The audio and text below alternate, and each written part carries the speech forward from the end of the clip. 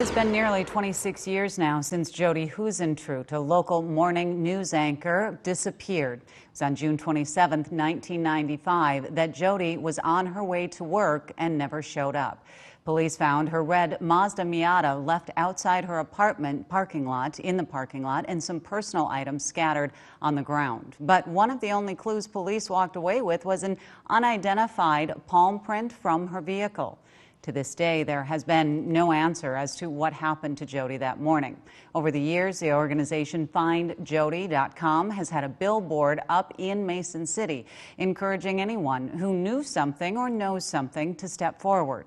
That billboard has now been moved and has a new look. Brett Backley is in Mason City. They say, Brett, that the billboard has helped find some leads over the years. Betsy, just behind me, you can see that brand new billboard that went up just this afternoon, pleading for answers in the case of the missing anchor woman. I'm here just along 6th Street Southwest in Mason City, heading toward Federal Avenue. As you can hear, this is a very high traffic, busy road and a very visible billboard that the FindJodi team hopes will help them solve the mystery. She's still missing. She's still out there. Here we are 26 years later. Her face became all too familiar for the wrong reason. Jodi Huisentruit was a rising television news anchor in Mason City before she vanished over 2 decades ago. Today, the search for the missing anchor woman continues. It seems like there's some local knowledge in Mason City. Scott Fuller is part of a team of journalists keeping Jodi's image in the spotlight.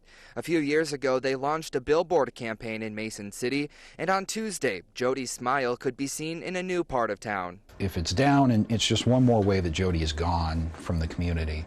And I think if nothing else, just to remind people that she's still missing. I think it has potential to put the right people in contact with us that have information that we don't have yet. Mason City Police Chief Jeff Brinkley thinks the billboards are a good idea too. It keeps the story alive and keeps people talking about it. I think there's a good chance that people, even to this day, there may know something that they haven't told police for whatever reason. As we mature through life and we go through those phases sometimes where I want to do the right thing because that's really who I am now, or those kinds of things. Or before there was other pressure because of a situation somebody was in.